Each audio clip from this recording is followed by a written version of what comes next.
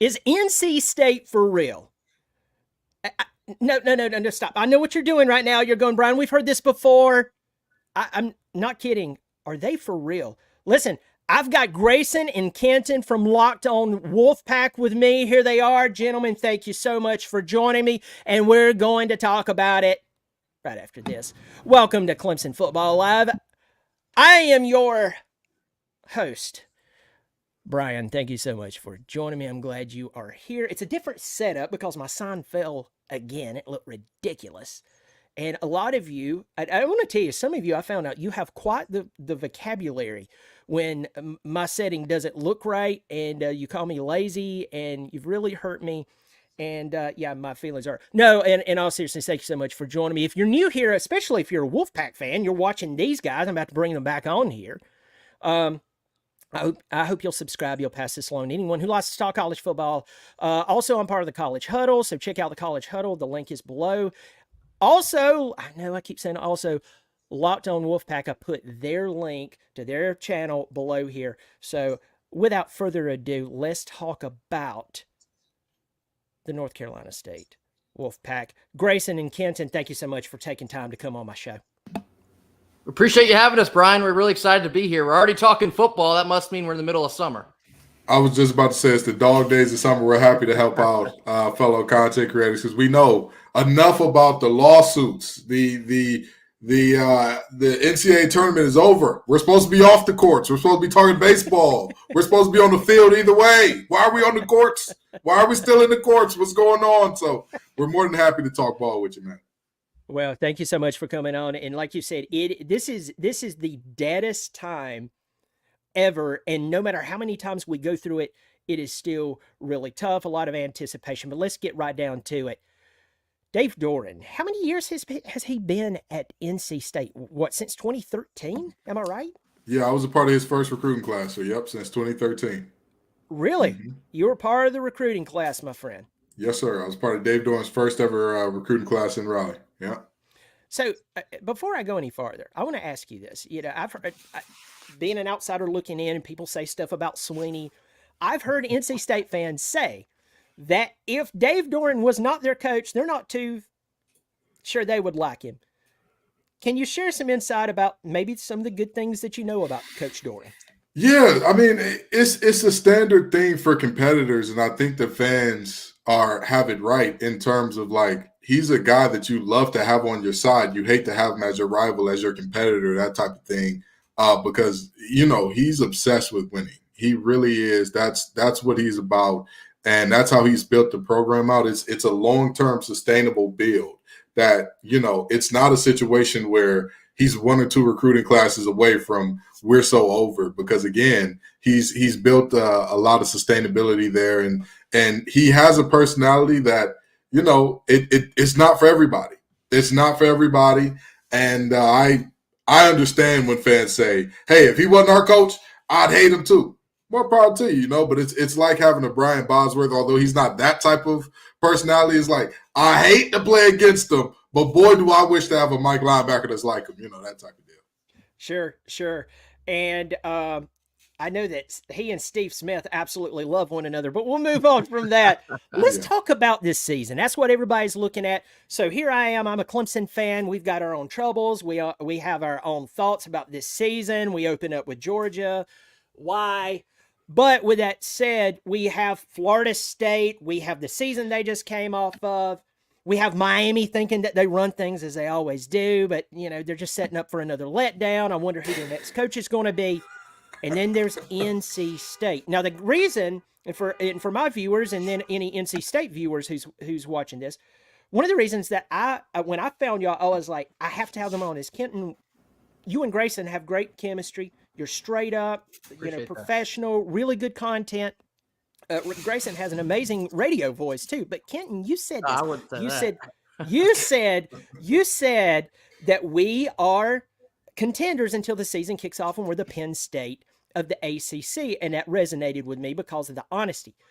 Dave Doeren did some really good moves in the transfer portal. Let's talk about Grayson McCall, Noah Rogers, Jordan Waters coming over from Duke. I mean, just traveling, 15 minutes.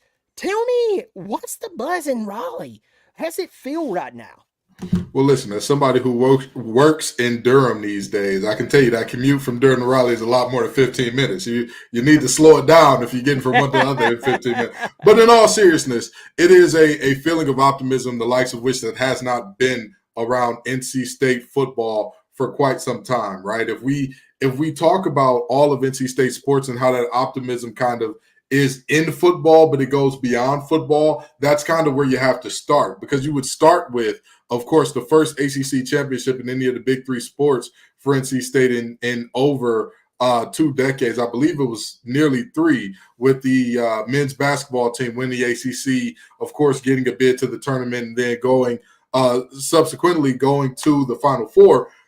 That type of belief that we can have nice things is starting to circulate around Wolfpack Nation. That's a thing that's happening. It's starting to be a situation where in the past it was always, oh, poor old us, so everybody's got it out for us. And now it's starting to be a feeling of, we can do this. We are here. We have arrived in certain ways. We need to arrive in others. And winning an ACC championship for Doeren, I think, is his really final frontier, because everything else that you can accomplish as an NC State head coach, he's done it. His name is all over the record books. He's going to be the most in wins overall. He's going to be the most in conference wins. Every record you can imagine for an NC State coach, he has that. The only thing that separates him from the likes of a Lou Holtz in terms of NC State lore, not in terms of overall, but in terms of NC State lore, what separates him from a Lou Holtz, from a Chuck the Chess, from those guys, is that he does not have a double-digit win season, number one, which he should have had UCLA showed up to that bowl game, because UCLA didn't beat a single team with a winning record that year, but that's neither here nor there. And beyond that spike year of a double-digit win season, he also has not been to a conference championship, which, again, although it wasn't around when Lou Holtz was coaching, he won it outright. He won the conference outright, so you didn't really have that question of, man, can he win the big game? Can he get it done? Because he showed it. So that's the next thing that Doeren needs to do. That's the next frontier he needs to conquer, that spike season. He's raised the floor exponentially. Now it's time to raise the roof. And piggybacking off of that, you mentioned the word buzz, Brian. This is the most buzz around a potential NC State football season we've had since probably Phillip Rivers was here in town. The most anticipation for hopefully a 10-win season and getting to that ACC championship, because like Kenton mentioned, it's avoided us several different times. It is the hump that Dave Doeren has not quite been able to cross quite yet. And this team, with all the offseason acquisitions through the transfer portal, a lot of us Wolfpack fans really think that we do have a real shot at this thing this December. Of course, Clemson is one of those teams that obviously stands in our way, as they do every year. But just on the surface level, we are more fired up for this football season than I think we have been in a very, very long time. NC State has only beat Clemson 5 times, including since the 2002 season. 2002 season was the last time NC State beat Clemson in Clemson, with a young man named Phillip Rivers, and Chuck Amato was coaching, and there was a guy named McClendon running back. He put on a clinic that night. But here's the interesting thing about those 5 wins against the Tigers overall since 2002. 2 of the 3 have came in the past 3 years. 3 years. Now, yes, it was in Raleigh. I know that there's going to be Clemson fans. It's hard to win in Death Valley. I agree with that. But if there is a team who's going to show up this year in Death Valley, who's going to give Clemson their all, it's probably going to be a night game. But then again, knowing the TV, the TV minds, they might put us on the CW or the local PBS channel. But don't put us on CW now. The local PBS is crazy, but CW, that's NC State's territory in all sports. We see that CW, we light up like the 4th of July, baby. Well, hey, but it's going to be a big game. Now, for us Tiger fans, I'm going to be selfish here for the NC State fans who are watching here for a moment. I'm going to tell you that NC State it has a prime opportunity with the Tigers, because Clemson opens up with Georgia. Then the next game is Appalachian State coming to Clemson. We know what Appalachian State can do. Then we play y'all. Then we play ACC member Stanford. Yes, the Bay Area team. And then we play Florida State. So bookend perfectly right between Georgia and Florida State is you guys. So there's a lot at stake. I think that y'all have a prime opportunity to try to come in and maybe catch us licking our wounds from a few weeks prior or looking ahead. And I think it would be great, especially with the talent that you've added to your roster. So let's talk about the roster. Grayson McCall, if anybody watches my channel, they know I love Grayson McCall. I wanted Clemson to go after him in the transfer portal, but unless we are getting grad assistants dressing up as football players, we're not using the portal. Tell me, how did it feel once you finally heard that you got Grayson McCall and then you get Noah Rogers out of Ohio State, a guy from that Raleigh area? He says, hey, I spent 1 year around Marvin Harrison Jr. I want to come back home. How does it, I mean, that's got to make you feel pumped for the possibilities. The number one thing that NC State fans wanted the comfort of out of the portal was a solid, well-experienced quarterback. Because obviously with all the quarterback, I guess, drama you want to call it of last year, Brennan Armstrong was the starter, didn't perform well. He sits down, would bring in the sophomore who's supposed to be the prince that was promised, and MJ Morris, performs well for 4 games, uses his red shirt kind of out of nowhere. He sits back down, and then Brennan Armstrong takes us the rest of the way. We didn't want to have to deal with another one of those situations this year. You want to go in the portal, bring in somebody that's a proven winner, and then add in all the other pieces around him. So NC State made it a priority to go get one of those guys early in the process. I believe it was like the first or second week of December. We ended up locking in Grayson McCall, and that brought in a lot of buzz because he is a winner. He comes from Coastal. Sure, that's in the Sun Belt, and the ACC may or may not be a different beast, but he won a lot at Coastal. This is a three-time Sun Belt Player of the Year, if I'm not mistaken. He's thrown for like over 10,000 yards. He's responsible for over 100 touchdowns. This is a guy that has succeeded a lot at the D1 college football level. And if you plug that into a new look offense, our offensive coordinator, Robert, and I is in year 2 here in Raleigh. A lot of us are really excited about what he can draw up now that we have a whole lot of weapons. And obviously you saw what we did with KC Concepcion last year, our only weapon. Now that we have more guys coming in, like you mentioned, the Noah Rogers, prize commitment to get him to come back home to Raleigh. He's a Raleigh kid, goes to Ohio State for his freshman year, buried behind tons of talent there, didn't get a chance to crack the lineup, returns back home. And again, he was one of the top wide receivers coming out of high school. I think it was 2022. I believe he was the number one wide receiver coming out of the state of North Carolina. To get him back here with all the capability and ability that he has, you feel like the sky is the limit for this new look offense. And I think that the thing that can't be ignored when you're talking about Grayson McCall is you just want a quarterback who will do a couple things in this type of offense where you're looking at a dynamic group of players around you and a defense that's really good. All that we've asked for in Raleigh out of the quarterback position for the last few years is a quarterback that we can win with, right? So what do I mean by that? There are 3 different categories of quarterbacks in my book. There are quarterbacks that you win because of. Those are your Pat Mahomes, where it's like you can surround him with 10 Cynthia Roombas and 1 decent receiver, and he's going to make something happen in terms of like, oh, we now have a decent offense. There's a quarterback that you win in spite of. That's like, he's always doing something. You're just like, please don't turn the ball over. Please, I beg you. Clemson fans may know that's what Kay Klubnik was early in the year last year until he started to kind of figure it out, make a few better decisions late. It was that situation where you were like, he's a quarterback we're having to win in spite of. And then there are quarterbacks you win with. I don't need you to make everything happen. I don't need you to put the game on your back. Don't turn the ball over. Deliver it on time. Deliver it on target. We'll be just fine. That's what's going to be asked of Grayson McCall, and I believe that he can do that at an extremely high clip. We're not going to ask him to be this guy that, hey, we need you to rush for 1,000 yards, throw for another 3,500. If you can't do that, we're going to win 6 games this year. He's not being asked to be that guy. He's not being asked to be what Lamar Jackson was to Louisville. He's not being asked to be what Cam Newton was to Clemson. He's not being asked to be all of those types of guys. He's acting to be a guy. We're asking him to be a guy. Find the open man, deliver it on time and on target. If you can't, eat a sack, throw it away. We'll be all right. Something that Kenton had mentioned previously on our Locked on Wolfpack show is we had the idea that, yeah, we don't need Grayson McCall to be Superman with all these new options that we brought in offensively. And then Kenton looked at me and said, but what if he was? What if he does get mentioned in New York conversations once the end of the season comes up? Clemson fans are probably going to look at me crazy. A lot of us think that if everything clicks the way that we believe that it could, you could see Grayson McCall's name being thrown around at the end of the year for maybe some Heisman looks.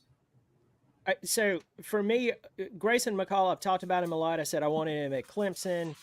And one of my most faithful subscribers fantastic, said, look, Brian, I know you think he's the second coming, but he's not. And we can all agree to disagree, and I didn't take that personally anyway. I thought it was actually kind of funny how they phrased it, but I have personally watched Grayson McCall play multiple times in person. I've watched the guy. I mean, he's a lot bigger than what people realize. He's not massive, but I mean, we're talking about a 6'3", 220 guy. But I watched Trevor Lawrence play in person. I watched him play multiple times. He is not Trevor Lawrence, but I'm going to tell you what he is. He's one heck of an RPO quarterback. Yeah. I've seen him have the ball down here, and all of a sudden it's out of his hands 30 yards downfield, hitting a receiver in stride, and you go, how did he just do that? So for me, if Grayson can stay healthy, you guys have got a problem for the rest of the league. So you got Jordan Waters out of Duke, and he had a pretty good season last year, and it kind of actually flew under my radar that you got Jordan Waters.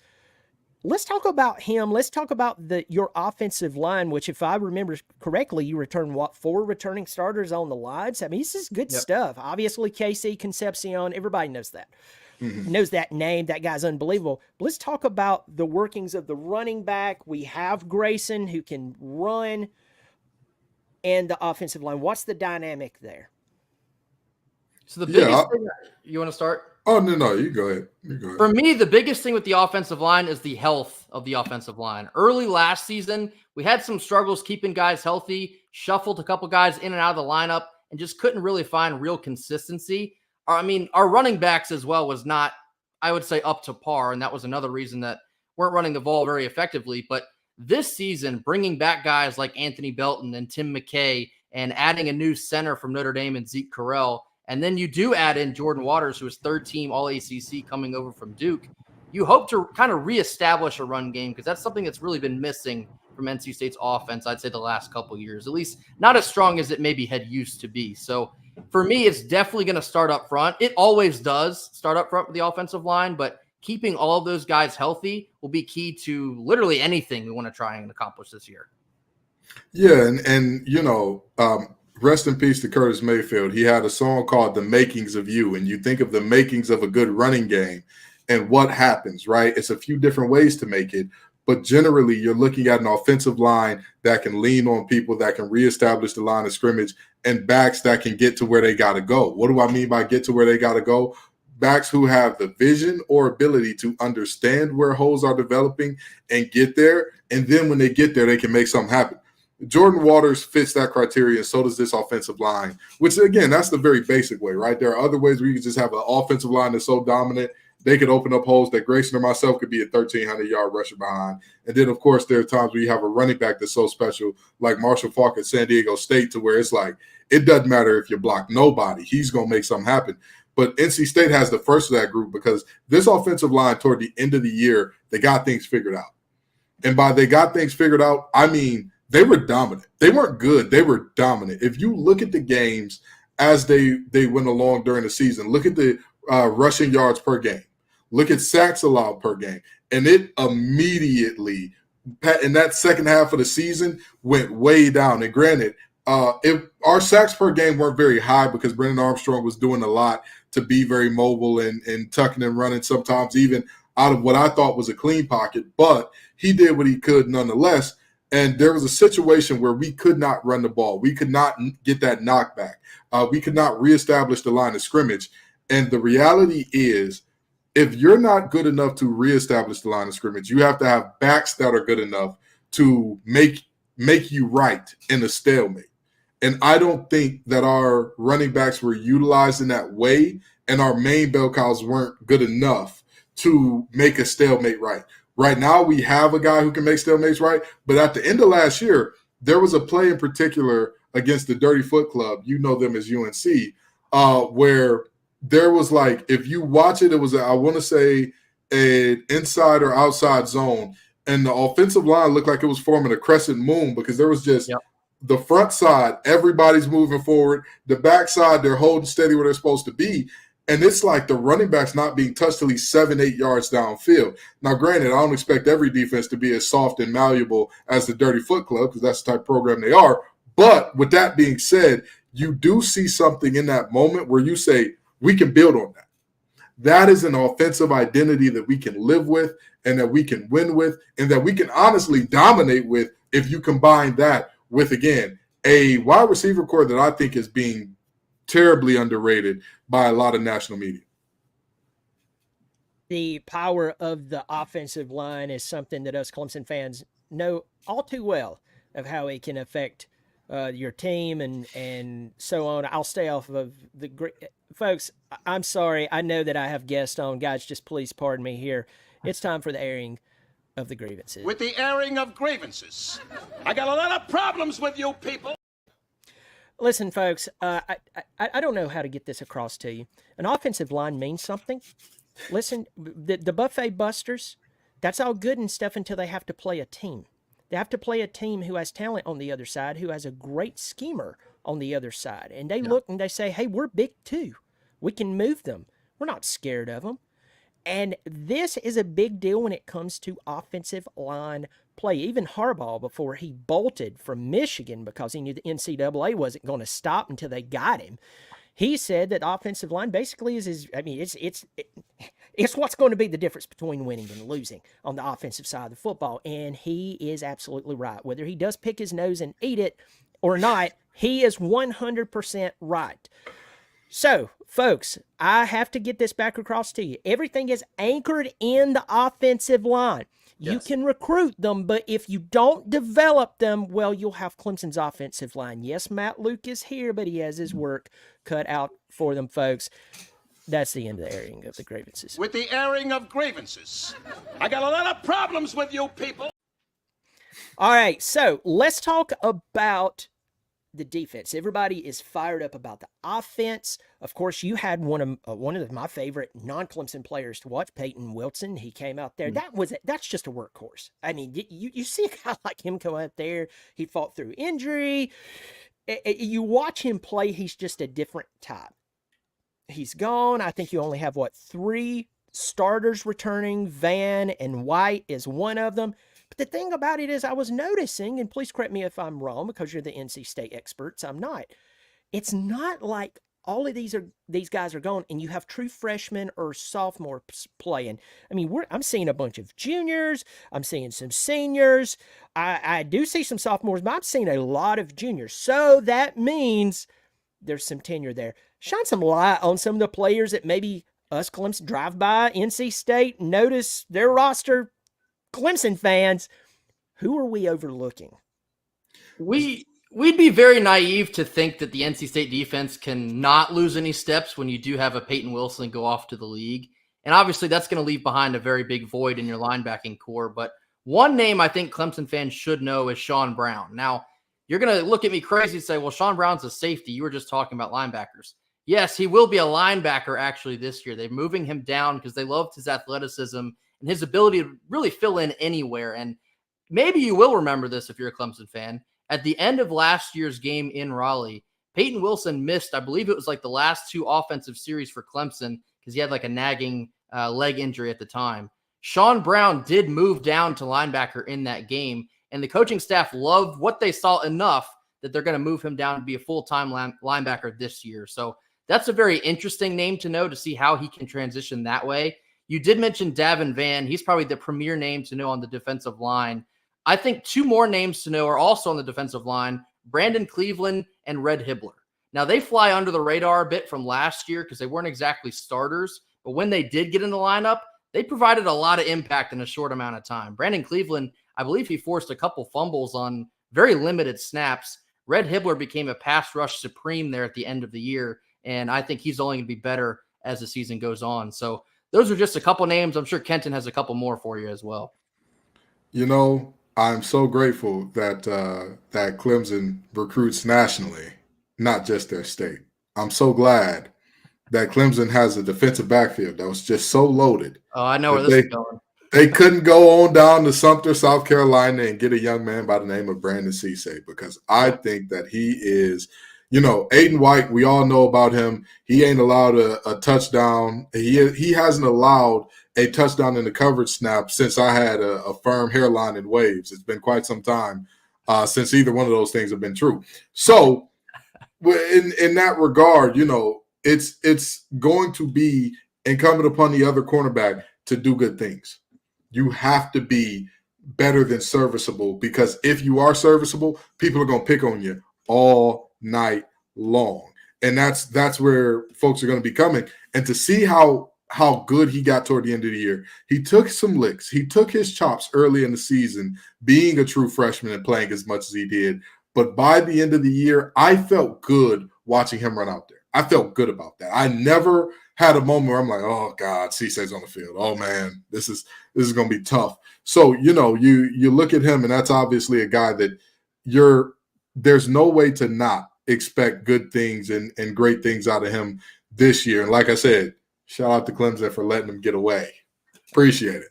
But other than him, I think, Davin Van is one of the most underrated defensive linemen in the entire nation. And I don't say that lightly. I think that for the versatility, the breadth of things that he can do, and how well he does the things that he's asked to do, I think it's so frustrating to see that he doesn't get the love and recognition nationally. Grayson and I have this thing that we do called the Locked On Look of the Week during the season, where we look at big plays that change the game. And there was only one time ever where we were looking at a big play that happened and we could directly attribute it to Davin Van doing something wrong. Every other time, if there was a defensive big play that included Davin Van, he was making the play happen. Or if there was a play, it was like, it's an outside zone to the other side of the field. There's nothing he can do about that. Like, you can't expect more of him than what he's doing. And so, I think him and Aiden White is a guy that, while he is first team All ACC, I don't know why, but for some reason, draft experts are very low on him. I don't get it. I'm not sure what the problem is there, but that young man is asked week after week after week, hey, shut down one side of the field. And he says, yes, coach, and he does it. So, guys who were drafted fairly highly, guys who ran 4.4s, 4.3s and whatnot, he had them in prison. He had them in the bad place, because we're trying to keep our clean rating here. But, Eleanor Selstrup would have told those receivers, this is the good place. This is the bad place, because that's what was happening if you were lined up across from Aiden White. So I think having two guys who are as impactful as they are returning, and obviously Brandon Cleveland, who was a true disruptor, and a guy who in a 3-3-5, you like to think of your defensive linemen sometimes like just keep the linebackers clean. He was a guy that was making plays for himself. He was a guy that was reestablishing the line of scrimmage and mixing up blocking schemes himself. So I really do think that while there are technically not a lot of starters coming back, there are guys who have played quality snaps who will be special going forward coming back.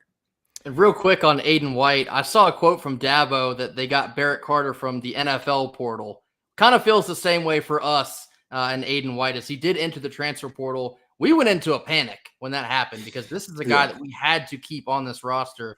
We think he's one of the best cornerbacks, not just in the ACC, but in the nation. And at several points, it's kind of crazy the love that he doesn't get. Is the guy has not allowed a coverage touchdown in over 2 years. That's absurd. So we're very excited to keep him on the team. Well, especially with the churn that you had on the defense, even though that you do have a lot of juniors coming back and the experience, they're not fresh out of high school, the transfers out of high school. It is nice. It is nice to see that a player like him has the chance to stand out, but it's also good for a player like that to fly under the radar. Yeah, because suddenly they're shutting down a first round wide receiver, and it's like, we didn't expect this. So sometimes that can play in their favor. Before I go any farther, everybody, I have Grayson and Kenton from Locked On Wolfpack. They are very kind to come over here to my little old channel. Do appreciate them coming over here. So check out their channel in the link below the video. Also, if you want to subscribe, hey, look, it's free. If you're cheap, if you're just absolutely cheap, like when you see a penny, you'll knock over. You would actually punch a baby to get, well, right here, we see this. Oh no, that's you trying to get to a penny. If that is you, it's free. Also, while I am here, for those of you, I'm just gonna you're not cheap, Parker. Parker is a member. You see that little circle beside his name. He's a member of Clemson Football Live. It's good to see you, Parker. Roger Parks is in here. He's making a comment there. Roger Parks, thank you so much for supporting the channel. Of course, Parker asked a question. I'm going to get to that here in just a second, but go check these guys out. Tell them that you saw them on my channel. If you want to join the channel, there's a join button below the video. Unless you're on an Apple product, you probably don't see it. It's $3 or $5 per month. Let's get back to football. So let's talk about your schedule. You have, like, your schedule is kind of like Clemson in the sense of it's top heavy. So Clemson starts off with Georgia. We have y'all in week 3. Then we got Florida State. And I'm not going to say that it gets easy, but considering the first part of the schedule, it gets easy. For y'all start off with Western Carolina, which is, that's a great warm-up game. I used to be against cupcake games. Now I like it more, so you can get, some continuity, see what's working, what's not. Then you play against Tennessee. Tennessee has a lot of questions, a lot of good things going for them. Rocky Top hasn't been this excited since there was a guy, named T. Martin down there. Or up there. It's actually up there for me. Up there, over yeah, there you're for South y'all. Carolina, it's up there. Yeah. I'm geographically challenged here. Then you play at Clemson, and then after that, here's your schedule, right? And there's a game in between Tennessee and Clemson. It's Louisiana Tech, which y'all should win. But after that, you play NIU, Wake Forest, Syracuse. I know that Fran Brown is doing what he can up there, but to be determined. Then you're playing the ACC's other Bay Area team at California. Then you're off. Then you play, another Bay Area team, Stanford. You play the artist formerly known as Duke, and then you're off. Then you play Georgia Tech, and then you play, as you call them, the Dirty Hill Club. You don't have to play Florida State. There's a good chance that y'all could see 10 wins this year. I mean, tell me why I'm wrong. And I know people are like, they're NC State fans. Of course they're not going to tell you why you're wrong, but let's kind of flip this around. Other than the Tennessee and the Clemson game, bearing, that your team doesn't fly into the side of a mountain, not making fun of anything there. Tell me, should you lose a game? Because transparently, with the talent that I'm looking at, I don't see why you should lose a game. Let's just say that Clemson and Tennessee is a loss, which, by the way, I'm not convinced that Clemson's going to beat y'all even if it is at home. I'm putting that up on the shelf. But let's just say y'all lose those 2 games. Why should you lose those other games? I tell you what, Brian, a lot of the buzz that I talked about around this season, because of who we picked up in the portal, it's because of who we have on the schedule. And you're exactly right. Most of our schedule, it is pretty soft, with all due respect to 10 of the other or 10 of the teams that we play outside of Tennessee and Clemson. It's no surprise to anyone after you look at our schedule what the 2 biggest games are, and they both fall in the month of September. That game against Tennessee down in Charlotte, that's probably going to be one of the premier games in the country that second week of the season. And so it's a primetime slot. I think it's ABC already. You might even see College Game Day make their way down there. Really, really big game. But it's also no secret that the biggest game on the schedule is at Clemson. The ACC has run through Clemson the last, feels like, a decade now. If NC State wants to do anything this season, if they want to get down to Charlotte in December and they want to play in the ACC championship, or if they want to get to the college football playoff, you're going to have to go down to Clemson and you're going to have to find a way to win. Now, it's not exactly set in stone, because they could still find themselves in the top 2 of the ACC, even if you do lose to Clemson. In my mind, though, I think if NC State loses to Tennessee and Clemson, I don't think they're going to find themselves in the college football playoff. And it might be even a stretch to see them in the ACC championship, because they're going to need some help for other teams to rise up and beat Clemson. You're probably going to need Florida State to lose a couple as well. So the path is pretty clear in my mind. NC State, you're going to have to find a way to go down to Death Valley, a place that has not treated you very well, and you're going to have to win that football game. Because outside of that, like I already mentioned, it feels really soft. It feels like the goal should be 10-2, and if you don't hit that, kind of feels like a failure. We talked about the floor and the ceiling being rise in this program. Dave Doeren has hit 8-9 wins, still hasn't hit that 10th win yet. That's the hump that he's got to get over. This feels like the year, if there ever has been one for Dave Doeren here in Raleigh. If they don't hit 10 wins this year, it'll feel like a failure because of who we have on the schedule. Yeah, and it absolutely should. I mean, the reality is very simple. This team, and whether or not they win or lose, before you could not say with a straight face, if every team on our schedule plays their best game and NC State plays their best game, we win double-digit games. That was not the case in the past. This year, it is abundantly clear. If everybody plays their best game, if everybody's playing at their best level, NC State should have the upper hand in double-digit games this year at minimum. So I really and truly look at this season and say, it's about this team's countenance. It's about how serious does this team take the process? How serious does this team take winning? How are they ready for the prime time? Because the people tend to forget. And I'm glad that we're on the Clemson show when I'm saying this. Clemson didn't get prime time from winning big games here and there. They got prime time by beating the mess out of the little guys time and time and time again. I remember there was a game against Georgia Tech where Travis Etienne had about 8 or 9 carries between the tackles, and those 8 or 9 carries went for over 200 yards. That is what gets you to be prime time. When you make it a clear distinction, y'all are not like us. Y'all are not who you think you are. We are them. That is what makes you kind of get there, and that's what NC State has to do this year. They have to make it clear from the start, early, we are not the same caliber of team to a lot of these teams, because if you let a team that is quote-unquote lesser hang around, what you'll find happens is they get confident. They say, wait a minute now. This NC State team right now, they're 8-1, 9-1, undefeated, whatever the case may be. They got a great record, but we're hanging around. We only got 3 wins on the season, but we're right there. As opposed to you come out, get them down early, and they're like, we knew this was going to happen. I knew it wasn't going to be a great day at the office for us. It's about this team's confidence. It's about how this team is able to establish themselves and show their talent. Because, again, man for man, I think there are 2 games that I would say, y'all play your best, we play our best. I would even be worried, let alone that I would rule out and say we don't have a shot there. There's not a single game. I remember my true freshman year, we had to play Florida State when they had Jameis Winston, Kelvin Benjamin, and all those guys, and LaMarcus Joyner, Jalen Ramsey, all those. And I was like, this is not – hey, I believe in us.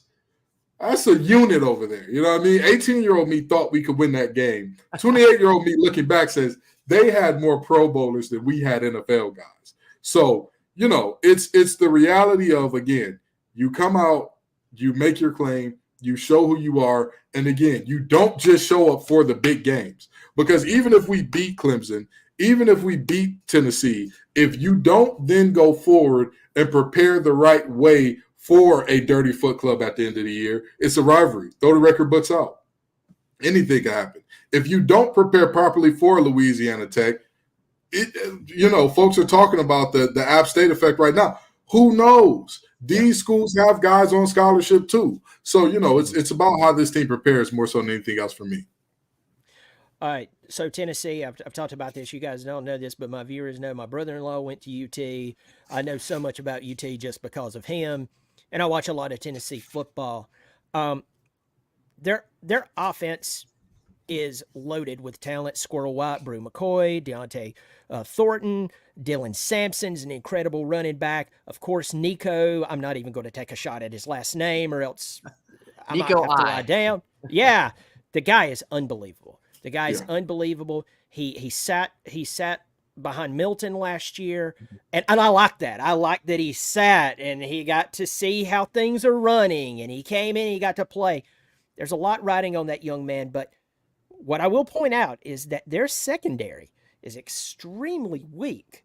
extremely weak. They do have some transfer guys in that could fix that. I know that some Tennessee fans, oh, you're crazy, man. Hey, I told you Joe Milton wasn't going to work out for you, didn't I? I did, didn't I? Yeah, I was right.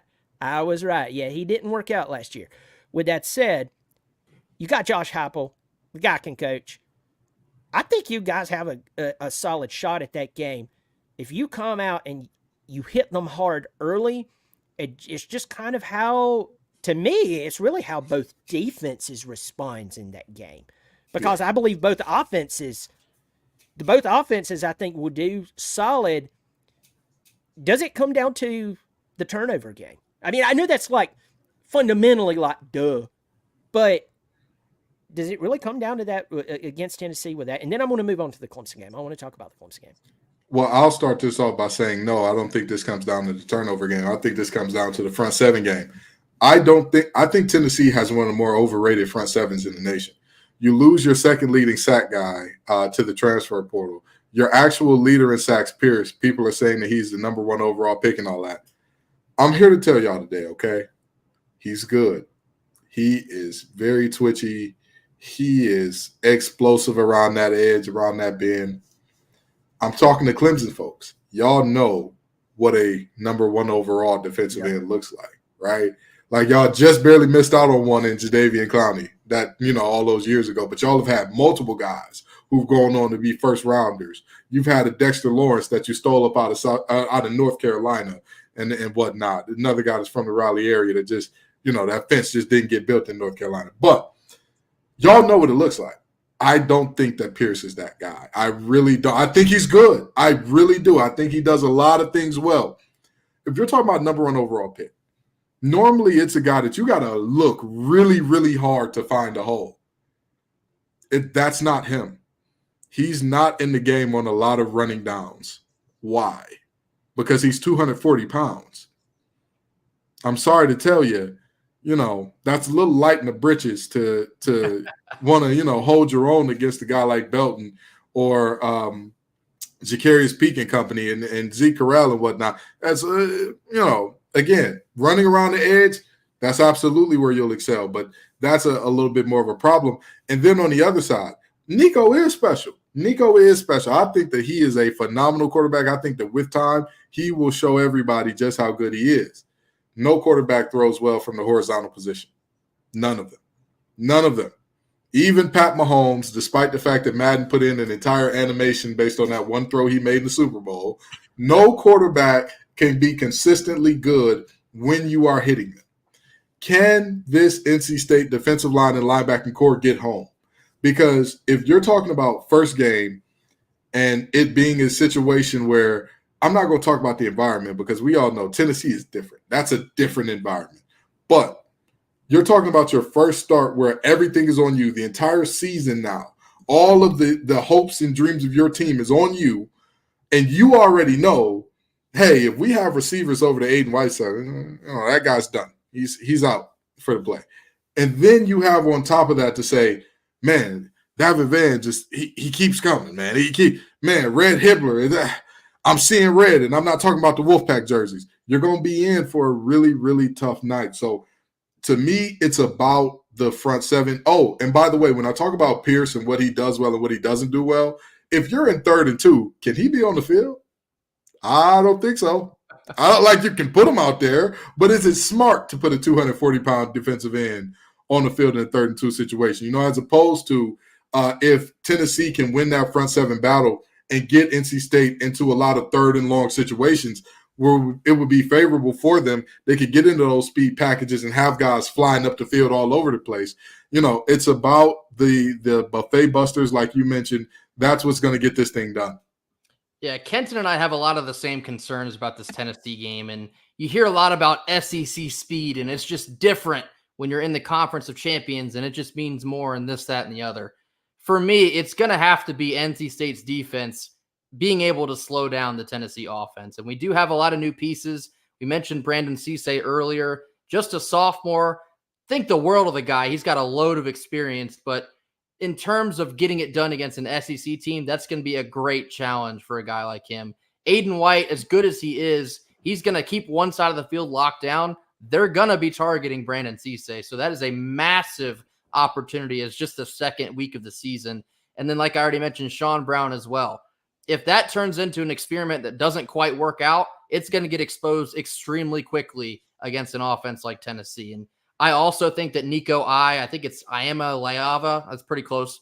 He's really good. He's a young quarterback. You're going to hear that name a lot, way better than I can pronounce it on the airways for probably the next 2 seasons, because have to imagine once 2026 rolls around, or maybe even 2025, he's going to be one of the best quarterbacks in the country. He is that level of talent. So it's a very tall task for NC State. In terms of CFP implications, it would absolutely help our case, but it won't sink us altogether. Like I mentioned, the one that really matters is the one down in Clemson. If you take that one and then you can get the auto bid in the ACC championship, obviously that's the dream. But if you can knock off Tennessee in week 2, that sets the tone for a really special season that we could have in Raleigh.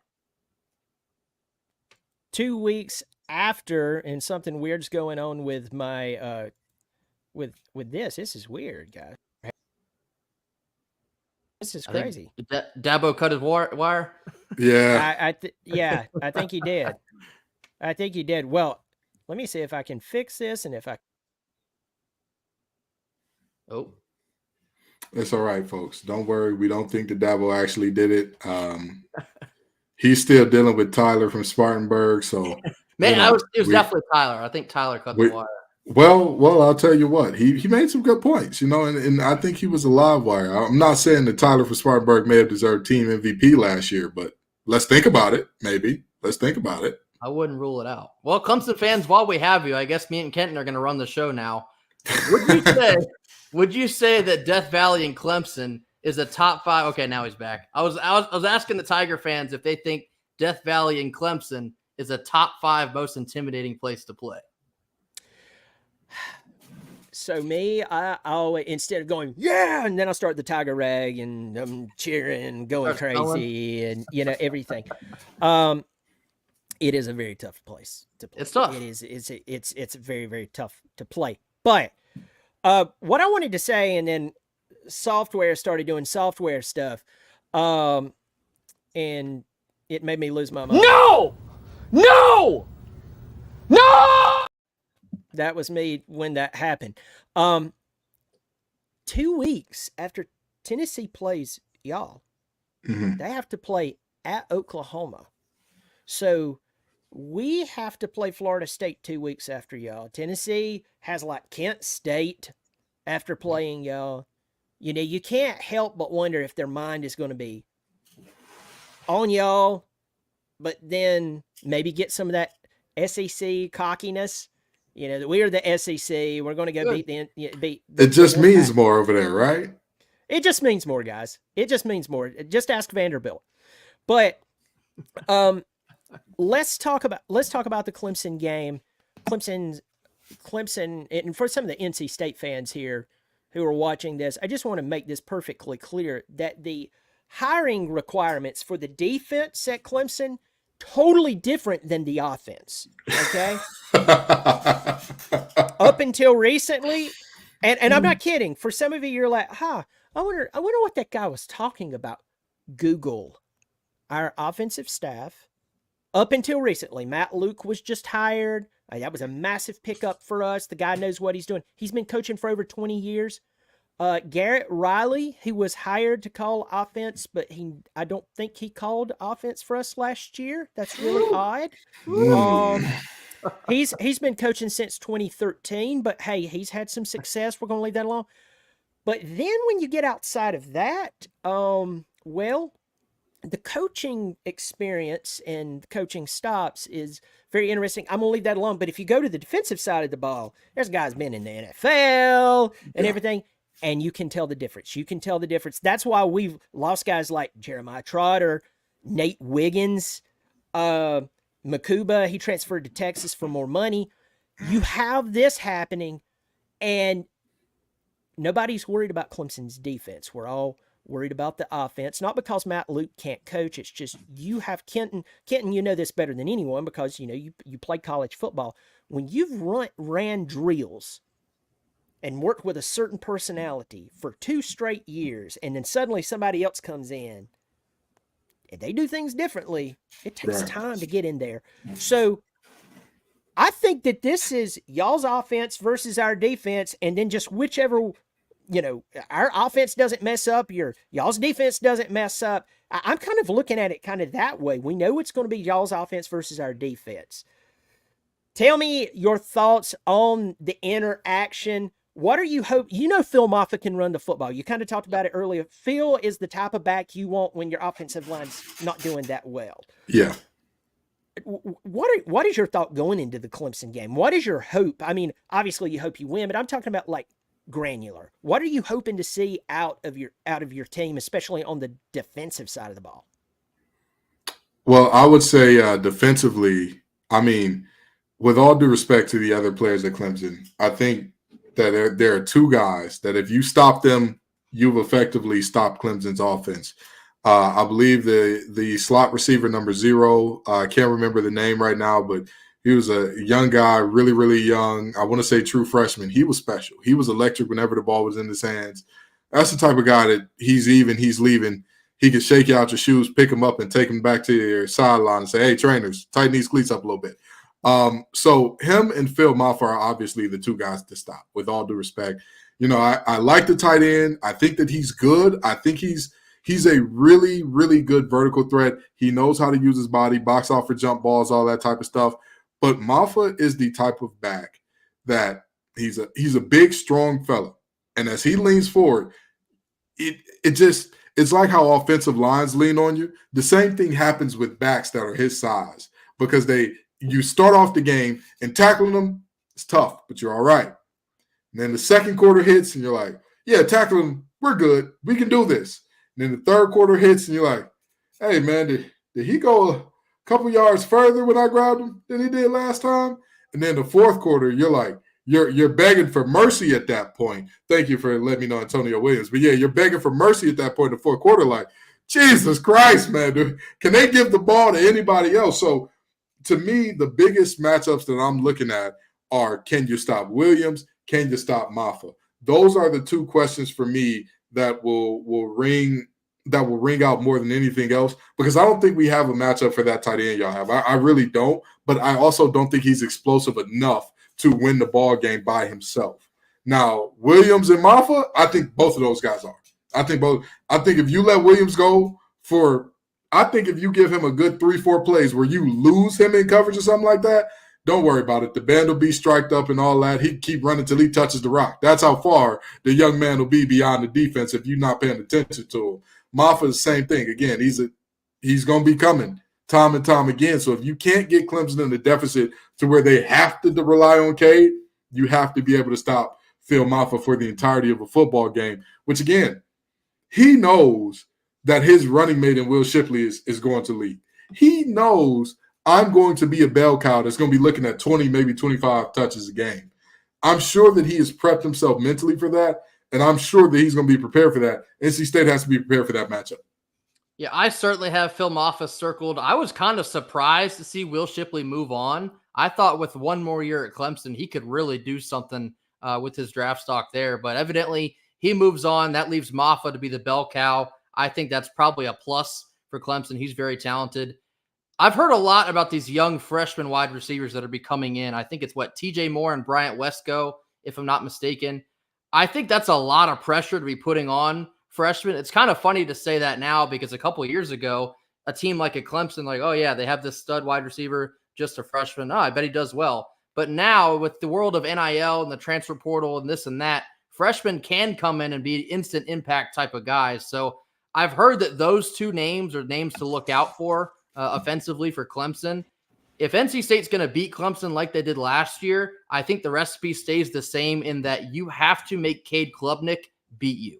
You can't let Moffitt beat you. You can't let Briningstool beat you. You can't let the wide receivers beat you. You have to make Cade Klubnik make every decision correctly and then execute that. Because a lot of us, and I'll just be honest here, NC State fans, we don't think that he can do that. We thought we basically challenged him to do that last year, and we saw how that game went. He couldn't get it done. So that is probably the question a lot of Clemson fans have as well. I've seen a lot of doubt in Cade Klubnik. You mentioned Garrett Riley. I think despite what y'all might think, I think he's a very talented OC. I would almost blindly trust that he's going to figure out Cade Klubnik and make him very effective this year. But until that is shown, I think there is a big question mark over Cade Klubnik if he can get over the hump and lead Clemson to a special season.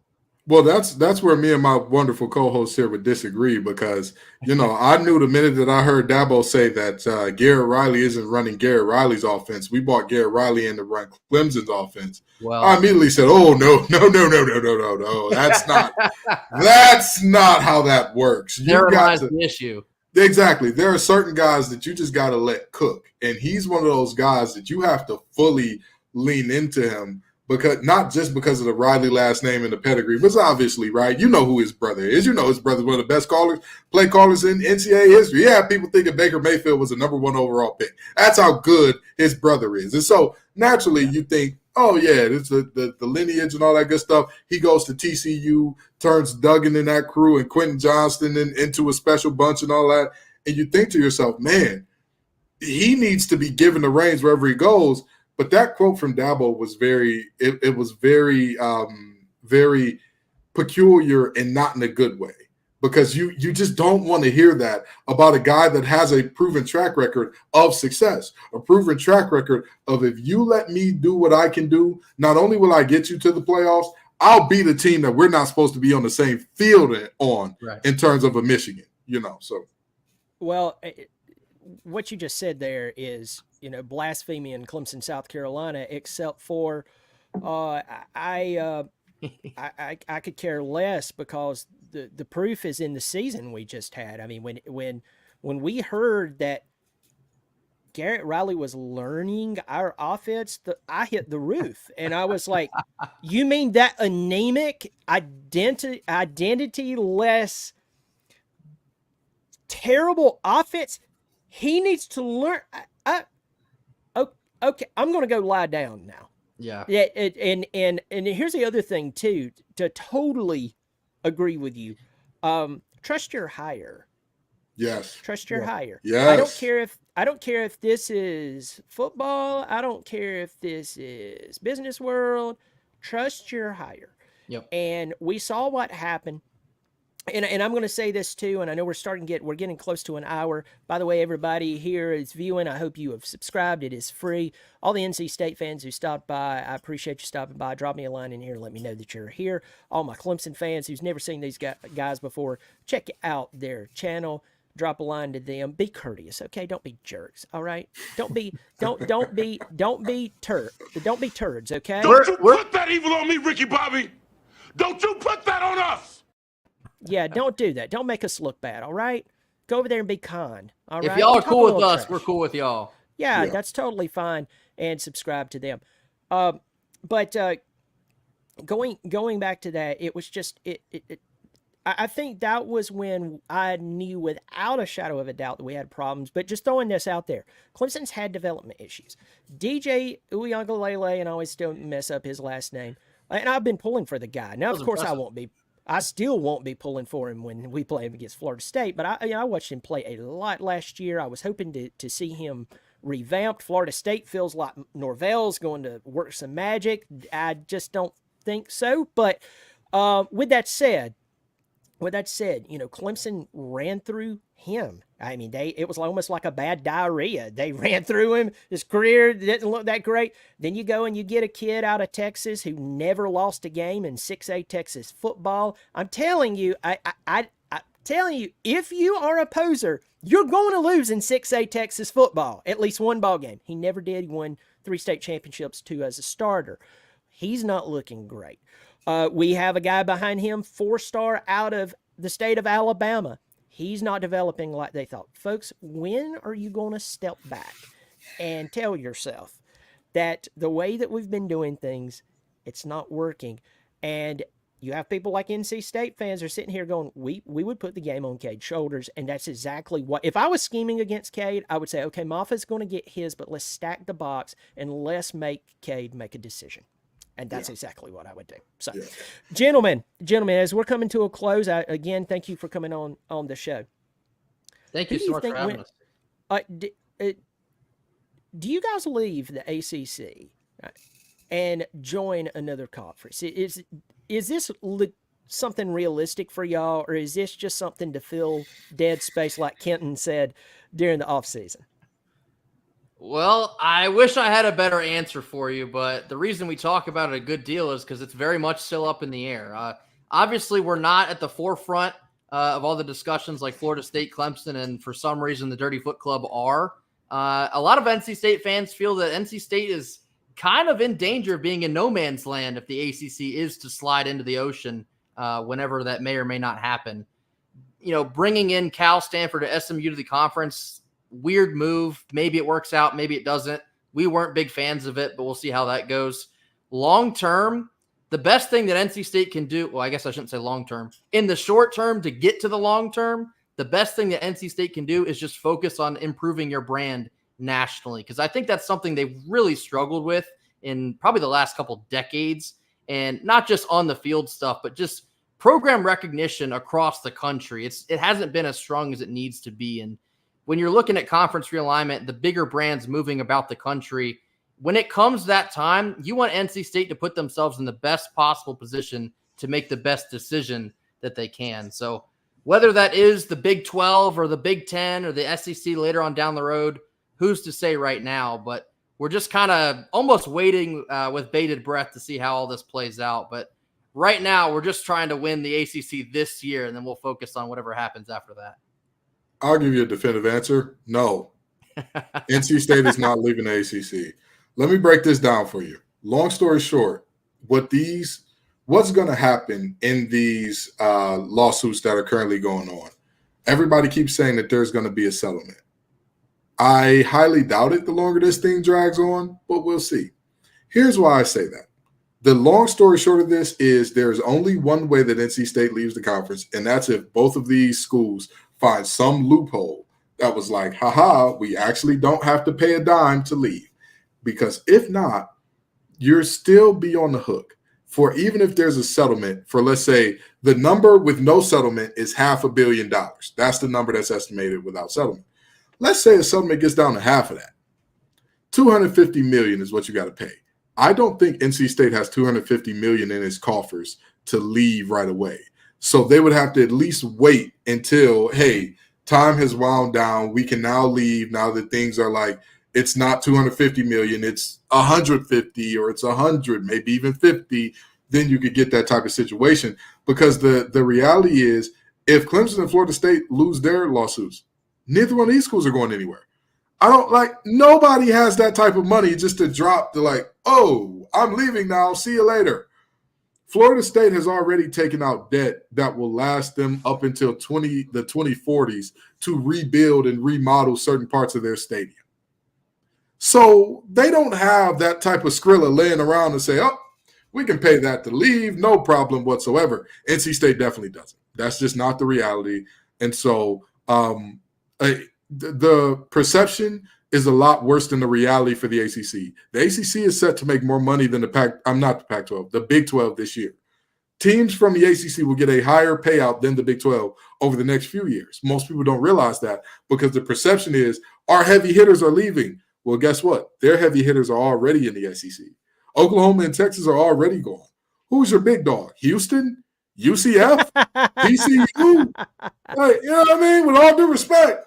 So that leaves you in a situation where if we already make more than the Pac-12, you can't pay hundreds of millions to make a lateral move. Nobody's going to prove that.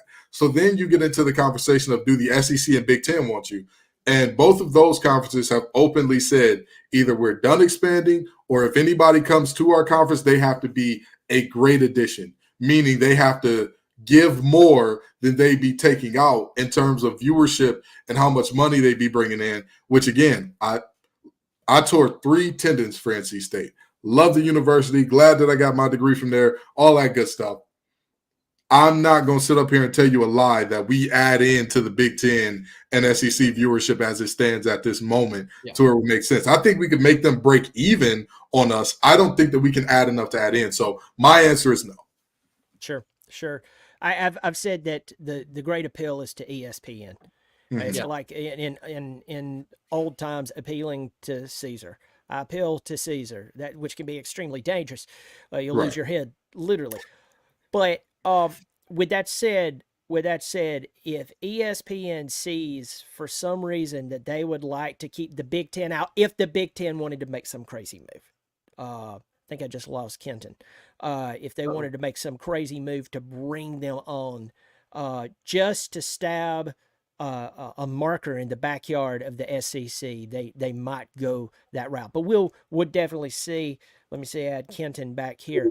Big ESPN trying to silence me. Big ESPN Yeah. podcast. Yeah, a legacy Clemson media cut my line, and then when you brought up, they cut you. So I don't know who's about to come after me then. Grayson, I'd keep my mouth shut if I were you. Hey now. Just go with the company, toe the company line. So tell me where. Of course, I've got the link down here, but tell me where I can find you guys. You can find us on Twitter. So our main podcast Twitter page is Locked On Wolfpack. It's capital L, capital O _ Wolfpack. We're on Twitter basically every single day. A lot of our thoughts are on there if they're not already in our podcast. Once football season begins, that means basically August 1st. We are 5 days a week on YouTube, wherever you get your podcasts as well. That means Spotify, Apple Music, you name it, we'll be on there. As of right now in the summer months for June and July, we are 3 days a week. Still feel free to join us over there. Like I said, Clemson fans, if y'all are cool with us, we will be cool with y'all. We're not going to yell at you. You can hang out in our comments. We already have fans of other teams, joining in our show. We got some Miami fans hanging out with us basically every day. We just love talking ball. We're not going to ridicule you. None of that. We might poke a couple Dabo jokes here and there, but it's all in good fun. So you can find us over at Locked On Wolfpack. My personal Twitter handle is @gboone_, and then Kenton can give you his as well. Absolutely. TGIF _ Kenton, but please be aware you are getting Kenton the man, not Kenton the sports broadcaster. So, there are things beyond sports on there. And I'll also say this. As long as you're on a Dirty Foot Club member, we love all the fans over here, baby. Now those fans, a little different. We will tolerate you in the space and be as respectful as our mothers taught us to be. Okay? So. What? Well, that's insane! Yeah, that's right. Well, folks, I know that you probably enjoyed the show. I hope you enjoyed it as much as I did, because I've been meaning to reach out to y'all for like 3 weeks now, and as soon as I said, "Hey, can you come on?" you were like, "Boom, yes, I can be there." So thank y'all for coming on. It's been a blast, folks. College football season will be here soon. Not soon enough. There's still a bunch of sports going on that people's acting like they care about, but we all know they don't. They're lying to themselves. They are lying to themselves. We're a cricket country now, baby. Woo! We're go cricket USA country. Cricket. Yeah. We're cricket. I did read about that, and I was like, yeah, we're really bored. We really, really need help. Yeah, absolutely. Well, everybody, you take care of yourself. Again, I hope you'll subscribe, drop a line, let us know that you were here. As always, go Tigers. And Pack.